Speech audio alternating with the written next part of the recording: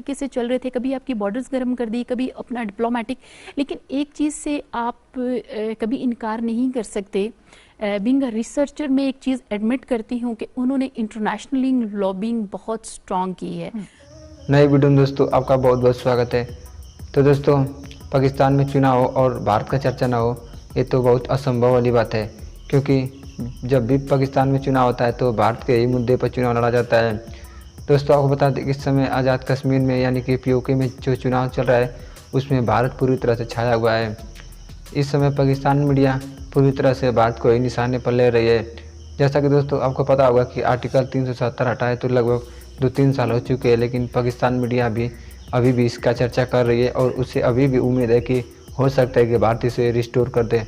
लेकिन देखा जाए तो इस समय पूरी तरह से कश्मीर में शांति है, इससे पाकिस्तान में पूरी तरह से बौखला चुकी है।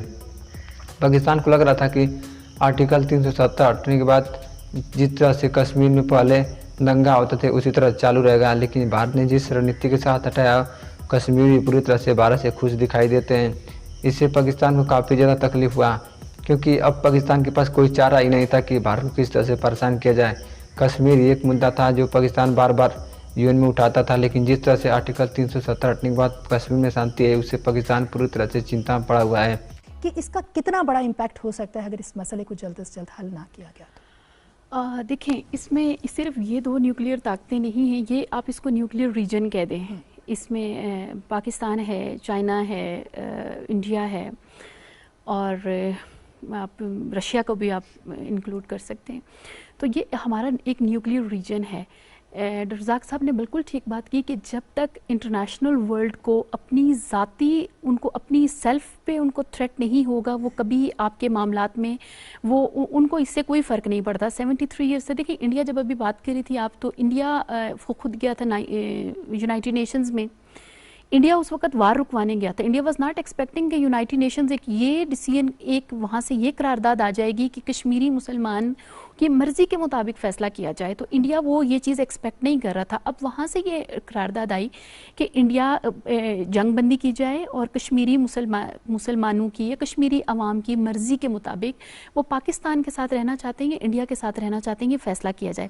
अब उसको 73 साल से ये जितना हीले बहानों से उसको आगे कर सकते थे, पीछे कर सकते थे, क्योंकि उसके लिए वो बड़े सिस्टमेटिकली प्लान तरीके से चल रहे थे। कभी आपकी बॉर्डर्स गर्म कर दी, कभी अपना डिप्लोमेटिक, लेकिन एक चीज़ से आप कभी इनकार नहीं कर सकते। बीइंग अ रिसर्चर मैं एक चीज़ एडमिट करती हूँ कि उन्होंने इंटरनेशनली लॉबिंग बहुत स्ट्रॉन्ग की है। उन्होंने ग्राउंड पे भी काम किया है, उन्होंने आपकी बॉर्डर्स पे नज़र रखी है, उन्होंने आपकी ग्राउंड पे नज़र रखी है, ग्राउंड पे उन्होंने अपना फोकस रखा है, और उन्होंने डिप्लोमेटिकली इंटरनेशनल वर्ल्ड के साथ भी वो सारे महाजों पे वो जम के खड़े रहे। अब हमें यहाँ पे जो आप न्यूक्लियर थ्रेट की बात कर रही है, न्यूक्लियर थ्रेट की बात करने के लिए भी हमें डिप्लोमेटिकली इस केस को बहुत केयरफुली और बहुत आप कह सकती हैं कि एक तरीके के साथ, एक एक्सपर्ट्स लोगों के ज़रिए इसको डील करने की ज़रूरत है। और मैं ये नहीं कहती कि आप वॉर इनिशिएट कर दें, या जब आप इंडिया आता है तो आप उसको फ़ौरन कह दें। मैं प्राउडली ये कह सकती हूँ बीइंग अ पाकिस्तानी कि पाकिस्तान का stance being a nuclear country हमेशा बहुत पॉजिटिव रहा है, बहुत पीसफुल रहा है, क्योंकि nuclear is not a toy. आप एक ऐसे रीजन में रहते हुए आप वहाँ पे मोदी की तरह आप धमकियाँ नहीं दे सकते। पाकिस्तान का आप मिलिट्री लीडरशिप देख लें, आप पॉलिटिकल लीडरशिप देख लें, आप सिविल सोसाइटी देख लें, हमेशा न्यूक्लियर एक ख़ास दायरे के अंदर जब हम बात करते हैं तो बहुत रिस्पॉन्सिबिलिटी का हमेशा मुजाहरा किया गया है। लेकिन थोड़ा सा मैं ये समझती हूँ कि जब इंडिया की तरफ से वार इनिशिएट की जाती है, I am not talking about the nuclear war, I am talking about the border tensions जो वो लगाए रखते हैं। इंटरनेशनल वर्ल्ड की तवज्जो आपकी एलओसी पे होती है। तीसरी बात यह है कि सबसे ज्यादा यूएन में अगर इसको इंटरनेशनलाइज किया है, इस इशू को, और इसको उठाया है, उजागर किया है, तो वो वजीर आजम इमरान खान साहब और वजीर खारजा शाह महमूद कुरैशी साहब हैं। हमने भुट्टो साहब की तरह 1972 में जिस तरह उन्होंने शिमला अकॉर्ड किया था और बायलैटरली मानकर आ गए थे कि ये हमारा अपना दरमियान का इशू है, जिसपे आज तक इंडिया स्टैंड लेता रहा है और इस इशू को कहता रहा है कि हमारा आपस का इशू है, उससे हट के इसको इंटरनेशनलाइज किया है और मनवाया है पूरी दुनिया से। यूएन की रेजोल्यूशन के तहत इसकी जो है वो प्लेबिसाइट होनी चाहिए। चौथी बात यह है, सुन लें, जब वहां खड़े होके जरदारी साहब, छोटे जरदारी साहब ललकारते हैं कि जनाब मैं किसी की डिक्टेशन नहीं लूंगा और डिक्टेशन में सिर्फ कश्मीर की आवाम की लूंगा, और कश्मीर की आवाम मुझे कहेगी कि अमन करो तो मैं अमन कर लूंगा, जंग कहेंगे तो मैं जंग करूंगा, तो ये अकेले जंग करेंगे या पाकिस्तान की अफवाज को साथ लेंगे? और किस तरीके से ये सारी सवाल बनता है कि ये सीरियस तकलीफ थी या ये एक सिर्फ कमल साहिबा इस पे आएंगे जरा। मेरा जो सवाल था आपसे इलेक्शन कमीशन वाला, मैं उस पे दोबारा आऊंगा, लेकिन जनरल साहब की टेक लेनी है। जनरल साहब उस पे मेंबर्स, ये जो शिमला मुआहदे का रेफरेंस देके, शिमला मुआहदे का रेफरेंस, मैं कमल साहब आपको मौका देता हूं, मुझे जरा जनरल साहब की इनपुट लेने दें।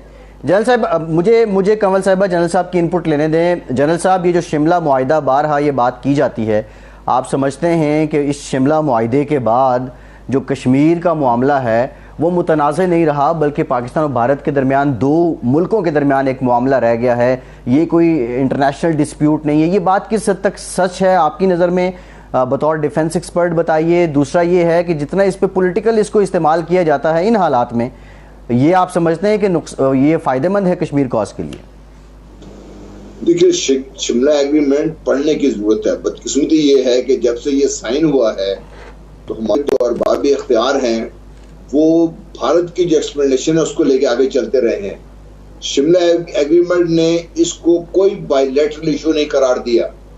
मैं बड़े वाज़ेह तौर पे आपको कह रहा हूं, उसका जो आर्टिकल 2 है उसमें आप पढ़ लीजिए। इसका जो आपस में मामला तय करेंगे, अगर नहीं तय होगा तो ये इंटरनेशनल जो भी असूल है उनके मुताबिक बात की जाएगी, और दोनों फरीक जब तक ये मामला हल नहीं हो जाता, ये बड़ा वाज़ेह जो बात कर रहा हूं गौर कीजिए, दोनों में से कोई फरीक भी जब तक कि मामला हल नहीं हो जाता इसमें कोई सिचुएशन चेंज नहीं करेंगे।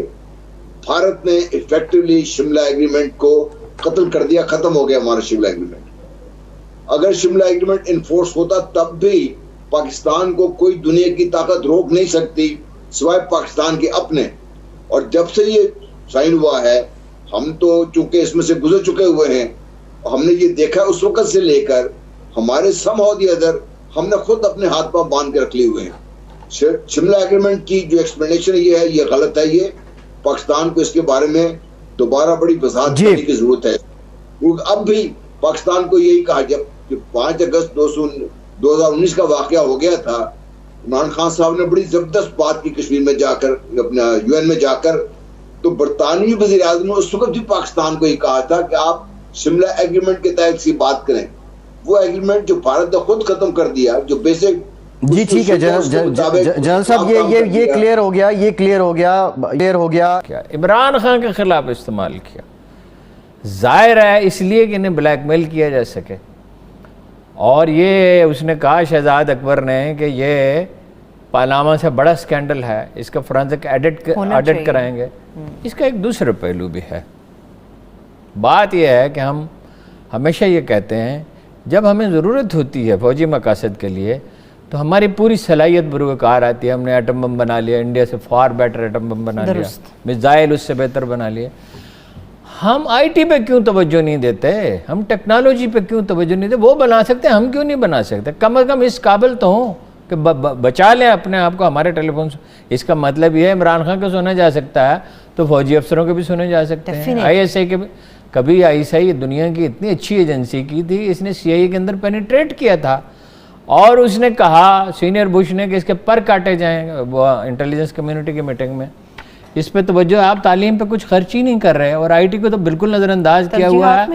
1990 में एक ग्रुप आया था पाकिस्तानियों का, उन्होंने कहा IT पाकिस्तान का मुस्तकबिल है। तो शरीफ ख़ानदान ने मुबैना तौर पर यह कहा कि हमारा हिस्सा क्या होगा, वरना आज $20 बिलियन की आपका मसला ही ना होता। सिर्फ IT से आप $20-30 बिलियन कमा रहे होते, आपने 20-30 लाख जो है वो आदमी पैदा कर लिए होते। तो ये कौन सा ऐसा मुश्किल काम था?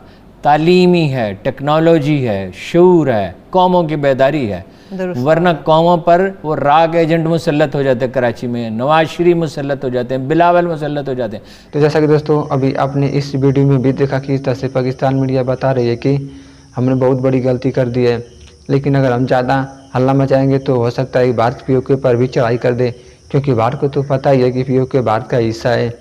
दोस्तों आपको पता होगा कि इस समय जिस तरह से चाइना पाकिस्तान में इन्वेस्ट कर रहा है आने वाले समय में पाकिस्तान चाइना का गुलाम हो सकता है। आपको पता भी होगा कि सीपीए का काम भी पीओके में ही चल रहा है। तो दोस्तों, इस समय जिस तरह से पाकिस्तान मीडिया कश्मीर को लेकर रोना रो रही है, उसे लग रहा है कि अब भारत तो कश्मीर अपना ले ही लिया है। हो सकता है कि पीओके भी ले ले, क्योंकि भारत को भी पता है कि पीओके ही कश्मीर का हिस्सा है। तो दोस्तों, आज की वीडियो में बस इतना रहने देते हैं। अगली वीडियो में आपसे फिर मुलाकात होगी एक ऐसे ही मज़ेदार वीडियो के साथ। तब दोस्तों, आपसे रिक्वेस्ट है वीडियो को लाइक जरूर करेगा और चैनल पर नए हो तो चैनल को सब्सक्राइब जरूर करेगा। मिलते हैं नेक्स्ट वीडियो में। जय हिंद, वंदे मातरम।